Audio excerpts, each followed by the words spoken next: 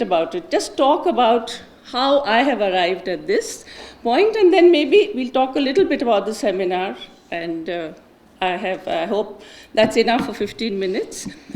So my work, I am from Kumaon, Uttarakhand, and I'm a Kumaoni, and I studied history at JNU. After doing an MA in English literature, I decided I needed to know more about my people, myself. So I did a history, and then I went on to do this work on Uttarakhand. And it's been a long journey. I speak Kumaoni, and I wrote my PhD about the making of modern Kumaon. But eventually I got interested in looking at an environmental history of the Central Himalayas. So what I'm going to speak about is something which comes from that, the environmental history of remember that, and it is that which brought me close to Tibet, because I realized when I was doing that environmental history, I was acquainted with the fact that Uttarakhand had a long border with Tibet. I had read a lot about Western Tibet, but the significance of this, I think, very clearly came to me when I started looking at the environmental history, and I'm glad Satyasiddha spoke about that earlier. So maybe I'll just start with, I have to change from here. Oh, yes, it has come, sorry.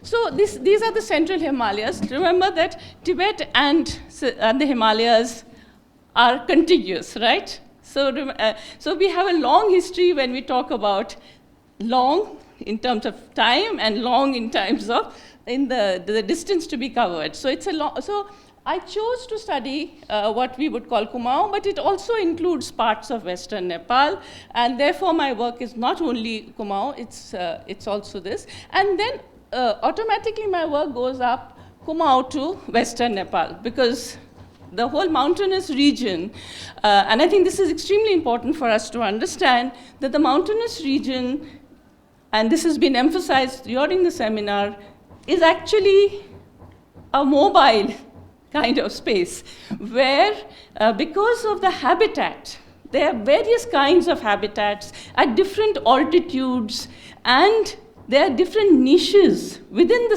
Himalayas. And so the Himalayan peoples have adopted a strategy which has been described for the Alps called verticality. Verticality is the movement from the summer to the winter locales. So that is something which Himalayan peoples have been constantly doing, and there is a great diversity in their habitat. So you will find that studying the Himalayas is not easy.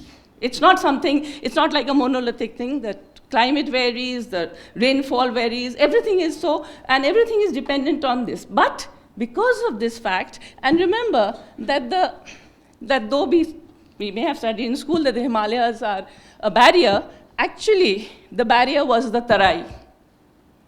The Tarai, if you look along the Yamuna up to the Tista, there is a Tarai which was almost impossible to cross during the summer and monsoon months. So the Himalayas, in a sense, had outlets in North India, but the Himalayan system with Tibet was connected through passes. And those passes, Brian Hodgson says that constructed the highway of mankind. Because the Lhasa route, up and those routes, that worked. And so you just had to go up to the pass, and you could connect. Let me remind you that colonialism changed that. We now connect through Delhi. Satyasiddha has to come from Bagdogra to Delhi and then come. But otherwise it was an interdependent communities which existed. And that is the richness of this Himalayan tradition. Okay? Now I'll just a little bit about the history. This is the Tarim Basin, and this is very early period. Look at where the location of archaeological artifacts is there. The first, in a sense, the first economic activities were mining. So we have gold. Remember, Tibet is rich in gold. So gold masks are available in these regions. I have not put images of them because I knew that it would take too much time. I'm already worried about how much time I'm taking. But the pastoralists had already connected these very early, in the millennium, first millennium BC. So when we look at this, we see these connections. Again, there would be connections for other regions. I'm only focusing on the central Himalaya. This is a Western Tibet country. I'm talking about Western Tibet primarily. And then if you look at this, we have, in this period, we'll eventually have the coming of the Tibetan Empire, which is, I'm jumping many centuries because because of the time. But look at this Zhangzhung Kyunglung. This region was very famous, and if you look at the history of the Tibetan Empire, defeating Zhangzhung was a very important part before the Tibetan Empire came into existence. So when we start looking at this, and Mount Kailash is here, remember that some of this is peopled. We have evidence of that, archaeological evidence, right? So the coming of the Tibetan Empire, which connected not only the Himalayan belt, but also the Central Asia. So you have the whole sort of a connectivity, and think of the Silk Route. Remember the Tibetan peoples went all the way to Chang'an and defeated the Chinese during the period of the Tibetan. They defeated, and they were there for some time. So the Tibetan Empire is an important part of the history of South Asia. Unfortunately, it's not there in our South Asian histories. And that is what your scholarship, hopefully, will bring to the fore.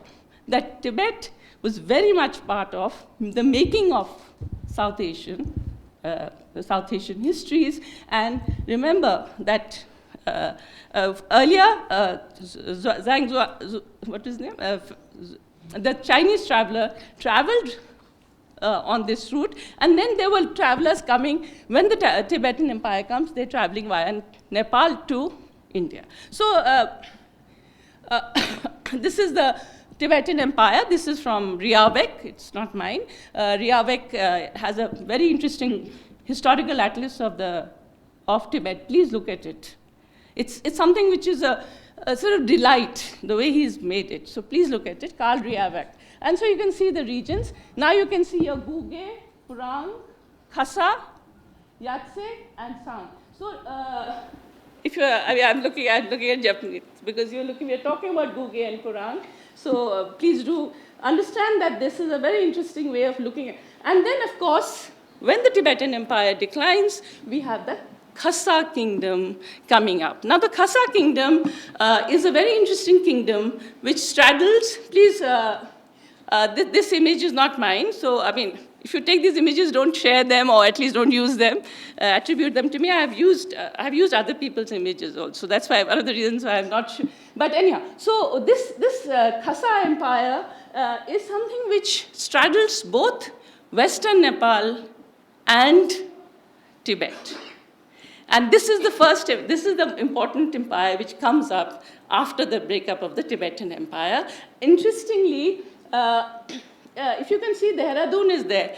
Ashok Challa is, there's records to show that he came up to Kumaon. He goes down to Bodh Gaya and also has an inscription in Bodh Gaya. So shamanic traditions are still very rich. And the Khasa Empire actually brings about a very important change in the Himalayas, brings about agriculture, settlements, terraces, rice production. So these changes are again thanks to the kind of relationships that were brought into existence by these historical scenarios. And then, of course, gradually you will have a movement towards the south. So what I would like to question and interrogate is that a large number of, for example, Uttarakhand histories talk about how people came from the plains and straight up to Pandukeshwar. How do you go up straight to Pandukeshwar, right? So I think these are, then I will end with this. I think I don't know how much time I've taken, I'm sorry. after this, and this is where an important change, I mean, I've already anticipated it in a sense, but along with the Khasa Malla kingdoms, at that same time, you are having kingdoms coming up here. Brahmor. Look at what the height of Brahmor, huh? All of you Dharamshala people would know where Brahmor is. So think of it, the kingdom comes up here. Pandukeshwar. I mean, going to Pandukeshwar even today, in spite of the 4-lane highway, is very difficult. So think of the kingdom coming up here. And then you also have a kingdom coming up, the Malla kingdom I've already shown you. That's also similar periods. Malla kingdom comes a little after this.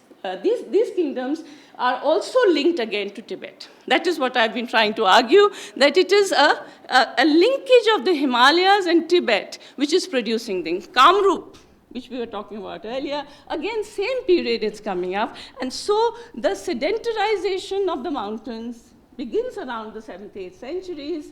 It may have begun earlier in the 4th century with the Guptas. We have evidence of Nolas and all of that. But the fact is that rice culture comes with the Khasas in the 12th century.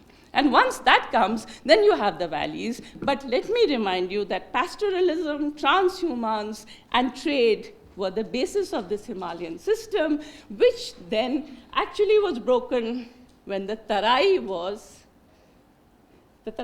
being used by Afghans and Rohillas were coming from this side, and the Uttarakhandis would also go from the north. But the Tarai actually comes into its own in the 1960s when you get DDT, and the malaria goes. So what I'm trying to put forward for you is an agenda for Himalayan studies and Tibetan studies, or sort of coming together. And and let me tell you, it's a massive exercise to document the various, it's very diverse. It's not something which is going to be, it'll be, think of the range of communities that you have to think of. In Uttarakhand only, you have the Chausar Babar, you have Garhwal, you have Teri, you have so many other. So think of how we are going to document all of this in as Himalayan studies and Tibetan studies, because I think they go hand in hand. From the 14th and 15th centuries, you may have a shift, but remember that the Gorkhas went up to Bhot. They were defeated in Bhot. The British go up to Tibet. So Tibet remains important even in terms of trade, and we had a paper on the Tibetan trade. So think of that as something which you keep in the backdrop, and you will find similar kind of trajectories for your regions, and you will also find a great diversity and variety. The kind of pastoralism may be different, the goods traded may be different, but salt and borax and gold. Gold was important from Tibet, by the way. When I went to Pithoragarh, everybody told me that you must go to when you go to Pithoragarh, you buy gold, because Pithoragarh was the entrepot for trade, and they were very upset that I didn't buy gold. So I'm not a good Kumaoni. So I think I've done my thing. I will not talk about, my valedictory will not be about the seminar. I think I've overshot my time, maybe, I don't know. But I think I would stop here, and with this agenda of Himalayan studies for both Sevang and Swatasiddha. And hopefully through that, we will also, in that process, with the help of Tibetan scholars, write at least a history of Western and the Himalayan-Tibetan interaction, which is a story of our cultural intimacy. It's a story of a cultural interlinkage. Remember that the language, if you study the Tibeto-Burman language, you will find it in all parts of the Himalayas. And the last surviving forager community, I hope you know, the foragers are hunter-gatherers, they spoke a Tibeto-Burman language. So even the foragers were living not on the higher altitudes, they were living in the lower to the middle mountains. So if we think of the long term and the long interaction that we've had with Tibet, I think that is something which we need to document very seriously. It will have to be through archives, through language studies, through literature, through ethnographic studies. But please be wary of ethnicity, because constantly this whole thing about being Mongoloid, this is something which came in the colonial era. And the imperialists themselves got rid of it. After the Second World War, there was a whole UN resolution on race because of what Hitler had done. But in India, we keep talking about ethnicity and race as though, we were all different races. It's not so simple.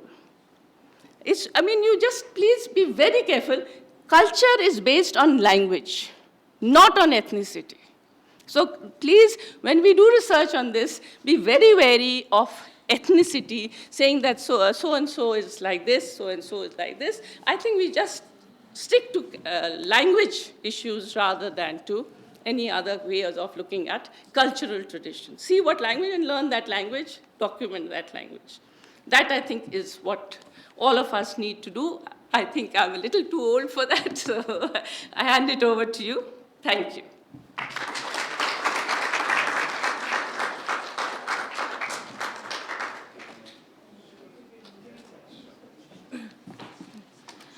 Thank you, Professor Vasudha Pande, for a very informative presentation as well as the valedictory remarks. So we will continue the concluding session. It will take 1-2 seconds to arrange the setting. So now I would like to...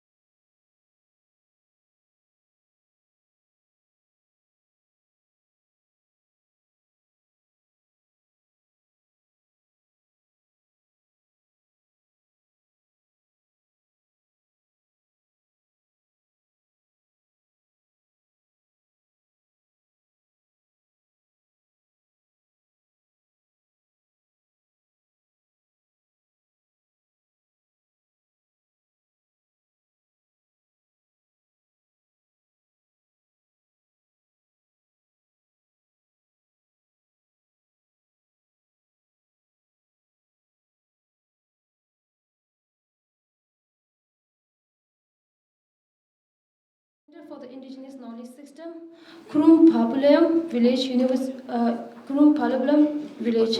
So now, third, I would like to invite Mr. Pasang Siring.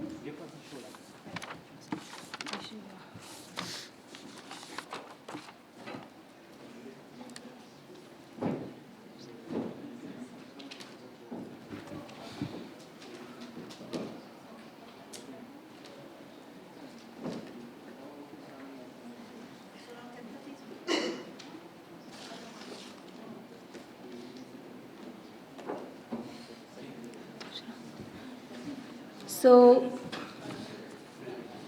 can I please?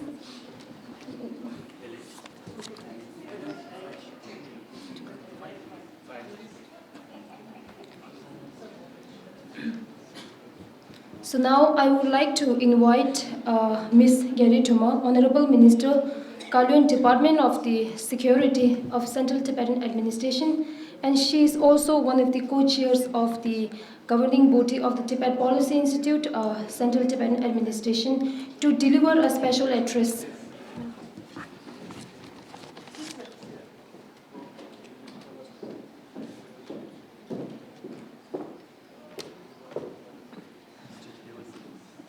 Tashidelek, and good evening to every one of you. So I'm here, I'm happy I could make it, and it was a great learning for me, a great experience for me to see, Professor Ramu, and I'm really sorry, I can't, Mani. But I could call you Professor Ramu, the way you, in such a beautiful, compassionate, with your wonderful smile, how you conducted and actually got your speakers who are actually professors to finish within a specific time. I thought that was wonderful. And also for me to listen to Professor Gupta, somebody who I've known for some time already now. And in fact, I honestly encourage you to write more on the Tibetan diaspora, politics also, and somebody who knows about Tibet. And wonderful to hear also Dr. Professor Satkar, and the theory that you put forward, I think definitely is something that we'll have to go deeper into, as we look at all the sentient beings as equals, and also that plants have life. So even if it's not a man or a human, but definitely is somebody with a form, a life, and that is what I think you so beautifully put forward and also made everybody think further on it. And as I was listening to all of you, also I remembered my own childhood. As a very young child, maybe of around 8, 9 years old, I remember having gone to Calcutta with my dad, My dad would sometimes go to the Asiatic societies. He had some engagements or work with them. And I remember going to the Shantiniketan. And Shantiniketan, even those days, had Tibetan studies or Buddhist studies. So this is one thing I wanted to just add while you were speaking. So next time maybe also we'll have somebody from Shantiniketan here. Do we have somebody from Shantiniketan here? Okay. And those days, there was one Professor C.R. Lama over there. A very magnanimous looking, he was a Rinpoche, a great Tibetan scholar, and I think he worked together very closely with the Rorish and many other, even with Evans. What Evans was he who wrote the Tibetan Book of the Dead? Ivan Wentz. Yeah, Ivan Wentz. So great scholars we had, Tibetan scholars, And that was when I was really small. So that is, I think, before Professor Samdung Rinpoche was in Varanasi. So C.R. Lama was there in Shantiniketan. And even today, I know at least one such a person who's very close to me, who's working in Shantiniketan, a Tibetan, So it would be nice to also have them around, as Sonika, you talked about, why we have, that we should have more places doing Tibetan studies or Buddhist studies. So that is one place. Another place is Magad, the Magad University. Those days, there was one Rinpoche called, he's now passed away, and it was in Buddha Gaya in Magad University. He taught for a very, very, very long time, Atsar Tulku. Atsar Tulku. His son is still there. And that was a time where the Nalanda University was not re-established.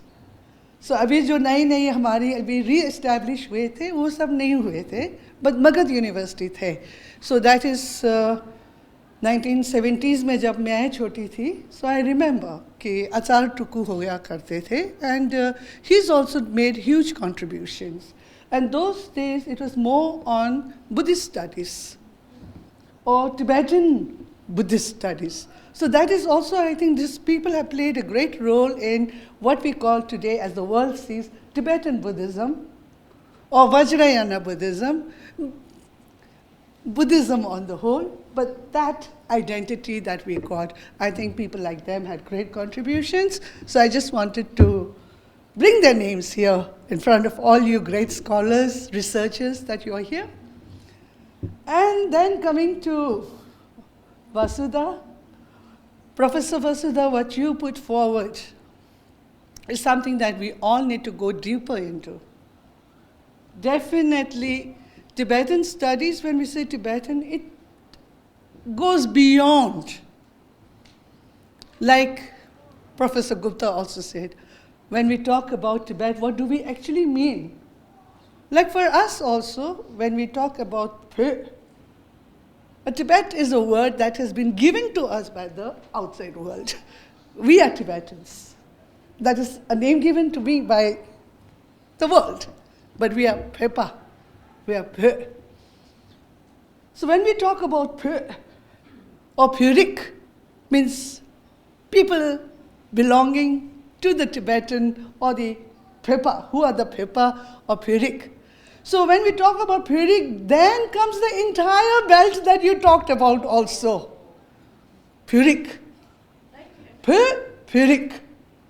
So this is our usage. We don't have to be a great researcher for Tibetan for us to use this word, because this is a word that we commonly use. So like we say, Gyari means the Chinese kind.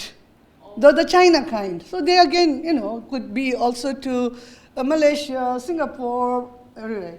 But when we talk about Phurik, it is in almost the entire Himalayan belt we would be talking about.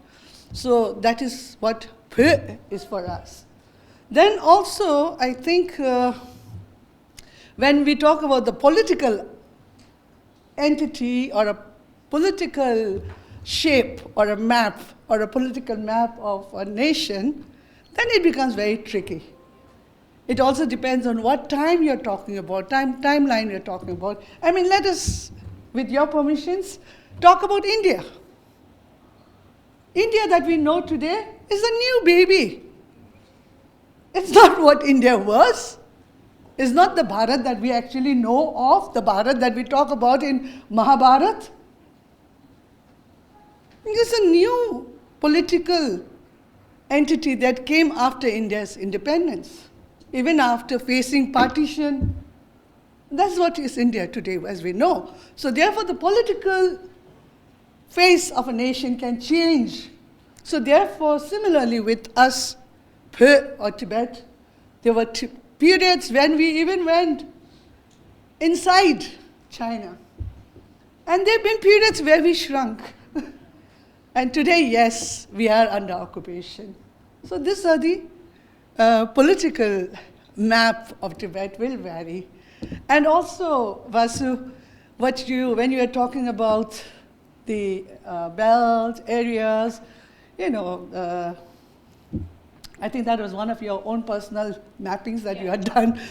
Yeah, it was interesting to see that, because the route that you talked about, from no, that was the later part. That is the later one. the part that you first talked about, where it is, Gilgit is there, then, Khotan up there, then you come down, towards Uttarakhand. So what came to my mind is maybe an interesting study for you all, if anybody is interested anyway, that Saraswati Dayanandji, his theory, Saraswati Dayanandji's theory of the origin of Aryans. And he says, Tibet is the origin of the Aryans. And the route that has been said is almost like your map that they came from, and ending up with Barmore in Himachal.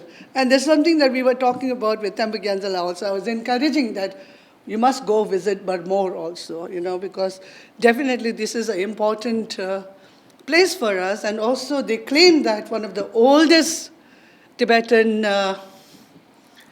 राजाओं के ज़माने में कुछ होते थे वहाँ और so therefore good to know. I don't know how much is there or not. I'm not a scholar, so I don't know. But definitely I think there is a space for scholars. So it was wonderful listening to all of you. And I can well imagine how it would have been if I had the chance to listen to all of you here.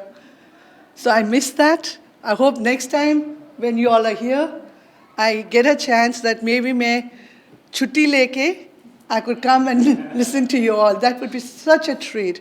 And I really commend, congratulate the Tibet Policy Institute and Tempe Gyanzala, you and your team, for successfully organizing the 6th Young Indian Scholars Conference on Tibetan Studies. When we talk about research and studies, definitely it would have some political impact, but that is not the purpose. The purpose is true, effective study. So I congratulate you for having such an august, brain, people from all walks of life.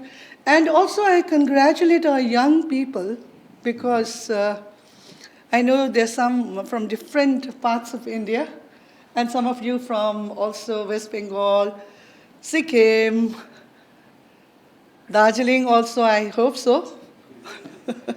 Okay, so, at one time, I think about 200 years back, we were the subject of study, and there were some other people studying us, our language, and about us. It gives me tremendous pleasure to see that a time has come where our young people are studying our roots, are doing the research ourselves. So be focused, please, and very important to share what you find. ये नहीं कि मैंने research किया तो बस मुझे छिपा के रखना है, then what's the point? So share it. Share it in a positive way, collaborate together, and also think for the entire humanity what a shape you'll give to the world with your findings, with your research, with your understanding. So I hope that we will see you all next year also, and thank you for participating, being together, working together, and thank you for inviting me. Tashidele.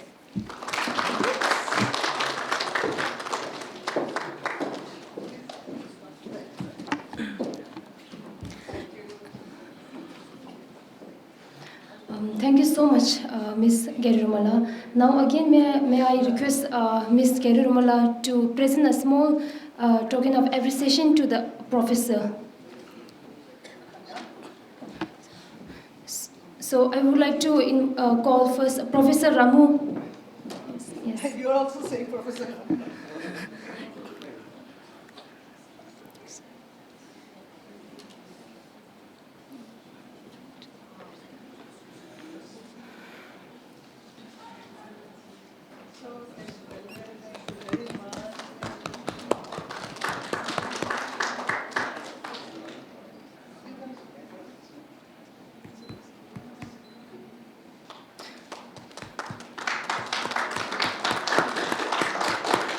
Professor Vasudha Pande, Professor.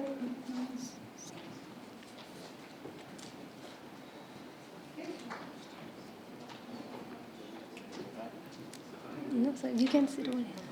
No, sir, you can. Yeah. Yes. No, it's okay, sir. You can sit.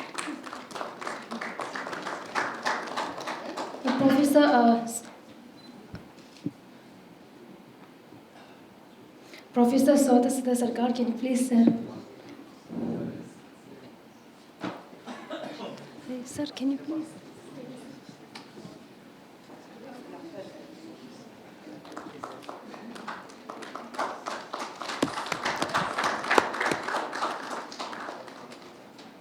Professor Sondika Gupta ji.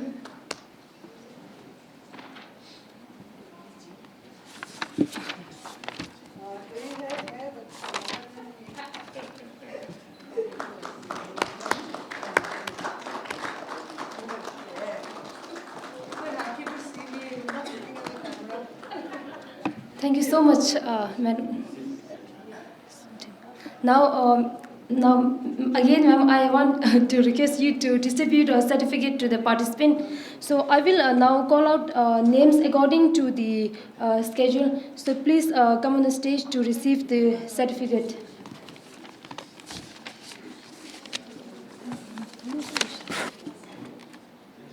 Samir Hassan.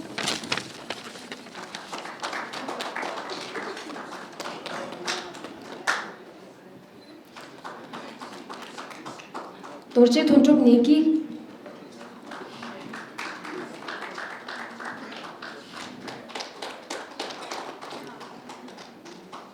Jehura Puyan.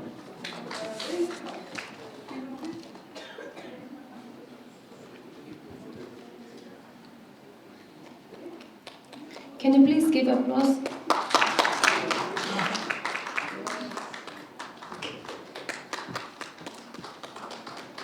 Anju Mara Hussain.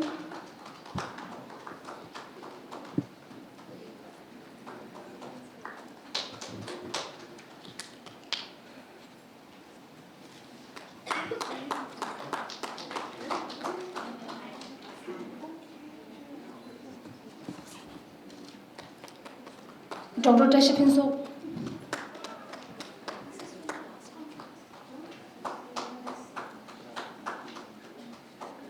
Dr. Barun Roy.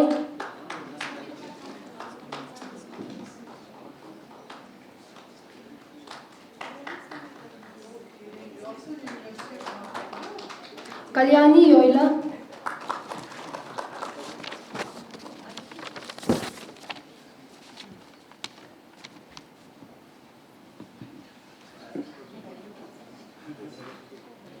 Jagmeet Kaur.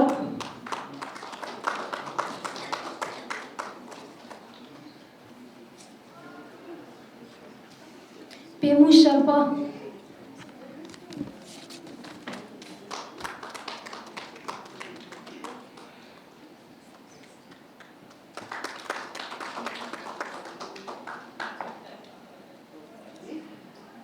Neeraj Singh Manhas.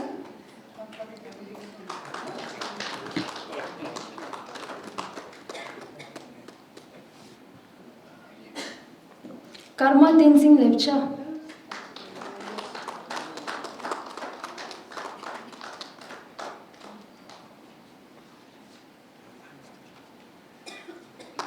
Tenzin Nima Bhutia.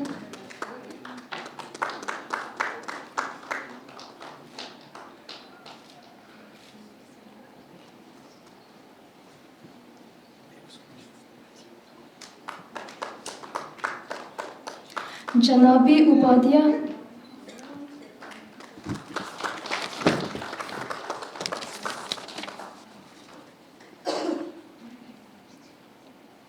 Astha Rai.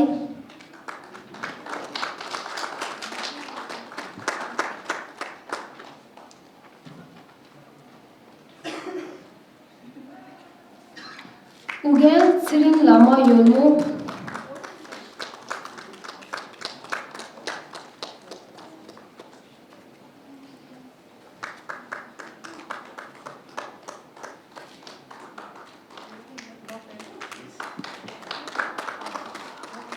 Aditya Mishra,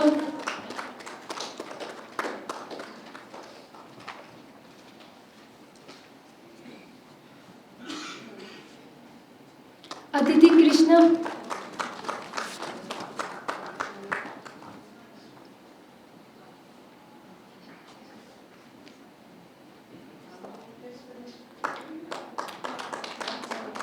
Dr. Rajiv Rai,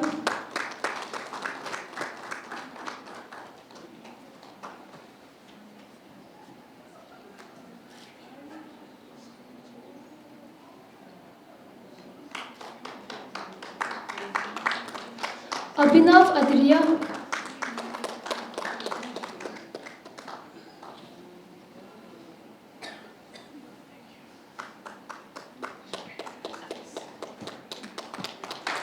Sonam Chota Bhutia,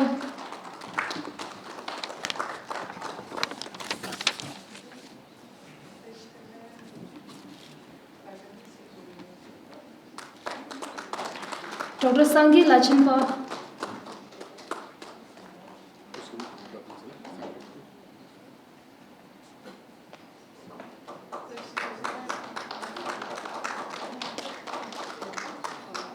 Somanath Sahu,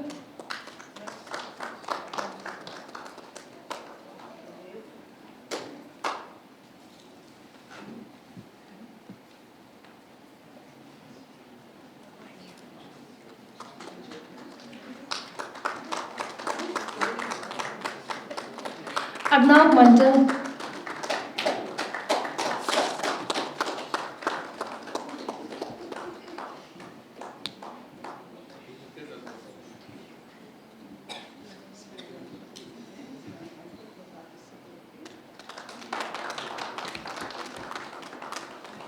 Thank you so much, Ms. Gyari. Now, I would like to invite Temba Gyaltsen Zamla, Deputy Director of the Tibet Policy Institute, to deliver a word of thanks.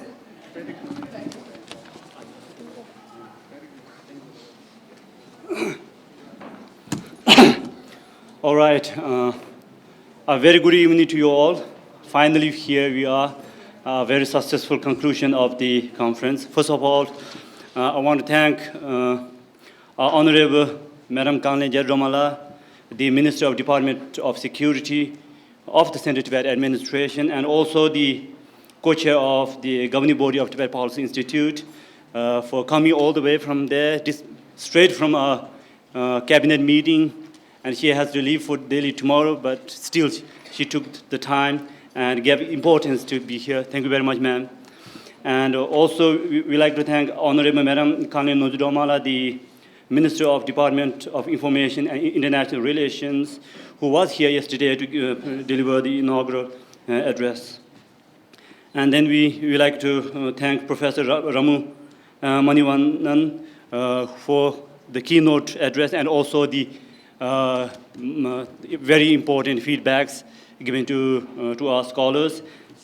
And then we like to thank Professor Vasudha Pande for the valedictory address and also the very important feedbacks given in the last 2 days. And then we like to thank Professor Sonika Gupta for your presence here and also the special session, the expert session, and also the very important feedbacks given to our scholars. And we also like to thank Professor Swatita Sida Sakar for being here and also deliver your speech at the special section, and also the important feedbacks given to our scholars. And I would like to say one thing here that despite scholars able to finish it within 20 minutes, but the question session always extended beyond time.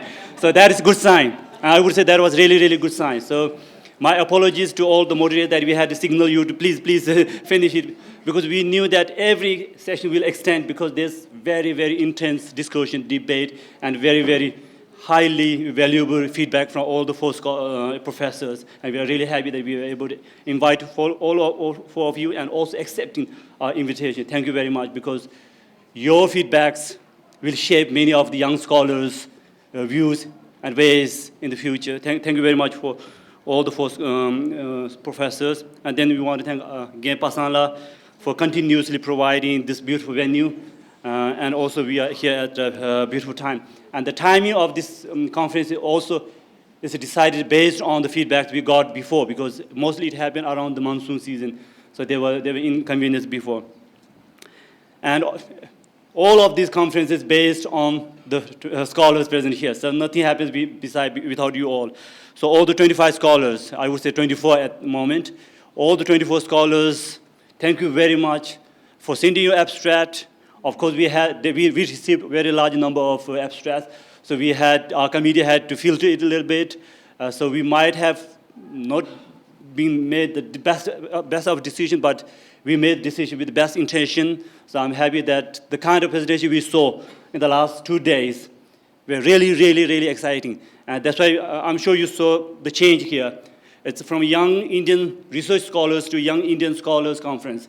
And we had to debate about it, because seeing at the kind of qualification from all the participants, we thought it's time we move a step forward or upgrade it to another level. And we are happy that we did that with the quality of the presentation in the last 2 days. So all 25 scholars, thank you very much, and we are very excited that you are going to shape the future. Thank you, that's exciting. You know, as I said initially, that Tibet and India shared a great scholarly exchange from 7th century onwards until 12th to 13th century, when Buddhists kind of declined completely in India. So that scholarly exchange, now I think we are on the stage of having that revival of that scholarly exchange. And Tibet, as our Honorable Madam Kanli said, Tibet Policy Institute has the task of providing that platform and that facility, and we are happy that we are able to do that. And in November, we have Young Tibetan Scholars Conference in Varanasi. So another group of young Tibetans will be there again to share their scholarly works. And then all the panelists, all 8 panels were televised by Tibettv. So the people from Tibettv are here, 4 of them yesterday, 2 of them here today. Thank you very much for covering all the panels for 2 days. And all of you can see it on Tibettv. Each panel has been separated, so easy to watch it. So it will be there for many, many years. So your works will be viewed and heard by different people. So I want to thank Tibettv. And nothing works without a team. And I'm really, really happy that I have a fantastic team. And of all of them, I want to thank my colleague, Dhondup Wangmo. Yes.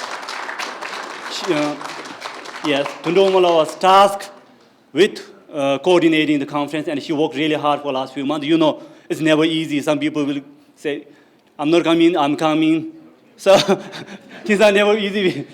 So I'm very happy that she was able to bring 25 highly qualified scholars together, and that we have done it. So good job, thank you for that. And then I want to thank our senior scholars, Dr. Tenzin Desela and Dr. Tsangwan Dojila, who put a lot of suggestions and guides and assistance in putting forth important names, particularly the professors we have invited, because of the advice or suggestions put forth by our senior scholars. So thank you for that. And then I want to thank Tenzin Delek, who was sitting here for the last 2 days. It's never easy. You know, scholarly presentations are interesting, but not always fun. So he was here sitting the whole day, 2 days, and helping others have that their presentation move smoothly. So thank you, Tenzin Delek. Then we have my colleague Tashi. He was managing the stage, every time changing the nameplates, putting different things up for doing that efficiently. And then we have Gelek, you might not know, Gelek, our accountant. We don't see him around much, but he's behind the scene with a lot of logistic works. So I want to thank him also. And then Nonzin, she was with, our professors would know that she received some of you from the airport so she has been with that. Thank you very much. And of course, then I want to thank other colleagues, Namda Doje, Lobsan Tashi, Tenzin Chuki, Kusan Doma, Tenzin Namjil, Tuten Namjil, for helping us putting things up successfully. So thank you very much. And of course, I want to thank Chodala and Tamchula from Sara College who were helping us with with the conference logistics. And of course, at the end of the day, things happen with money. So we want to thank our sponsor, Fred Economic Foundation, and we have put a big logo up there because it's their fund that helped us, and they are providing the fund because they are happy with the kind of work or scholarly work that we produce. So I'm sure they will be much more happy when they see the kind of the debate we had through Tibettv. And we also like to apologize if there has been any inconveniences. We tried, our motto is to provide the best facility. Our job as an organizer is to provide you the best facility, best convenience. What kind of scholarly work produced is up to you, but making you feel at ease is our job. If there has been any shortcoming, please forgive us, and that's our apologies. And finally, we are looking forward to another very exciting Young Indian Scholars Conference next year. I think we might need to extend it to 3 days because I saw that we had a little bit too many panels each day, and with the scholars wanting to say more and more, I think it's never enough time. So we might extend it to 3 days next year. Still, it depends on the conditions. So with that, once again, I want to thank our Honorable Madam Kanija Domala for coming, and also the important advices or the suggestions you put forth are really enlightening, and we'll definitely take forward some of those. With that, I want to thank each and every one of you for being here, and have a good day, good time. And because we have a special dinner and maybe some refreshment with our accountant, so much depend on him as well. So with that, please, thank you very much, and please come for the special dinner there. Thank you very much. Thank you. Oh, thank you so much, Tibet. So, since I'm coordinating the 6th Young Indian Scholar Conference on Tibetan Studies, so I will say 2-3 lines. So, I would like to express my heartfelt thanks to everyone for making this year 6th Young Indian Scholar Conference on Tibetan Studies, Tibet and the South Asia a great success. And I hope our scholars and researchers have gained a valuable insight from our esteemed expert and professor. And I think their feedback has undoubtedly enriched your presentation and research. So once again, thank you everyone for your contribution. And I have to make 3 important announcements here. First, the papers will be reviewed by a committee, and selected papers will be published in the Tibet Policy Journal with an honorarium. Second, the conference pictures will be sent to each participant individual Gmail account. And third, all the presentation has been recorded by the Tibettv and will be broadcasted on the Tibettv. So we thank you everyone for your contribution. Thank you so much. And we have a farewell dinner arranged around 6 p.m. Please come.